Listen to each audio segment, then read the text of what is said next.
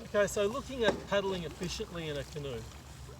There's a few things we can do to paddle efficiently. So at the end of the day, 8 hours on the river, paddling 40, 50, 60 k's depending on what the river is. We want to get there as enjoyably as we can, and working hard fighting the canoe every step of the way isn't much fun. So a few things we do, we just avoid using negative strokes. So, which means if I want to go that way, everything I do to put in my energy gets me to go that way.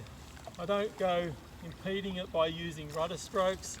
I don't go dragging my paddle.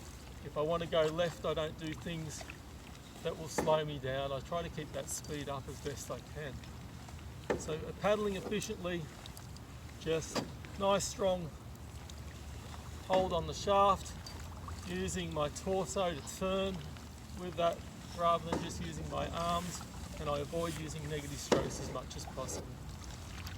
Happy paddling.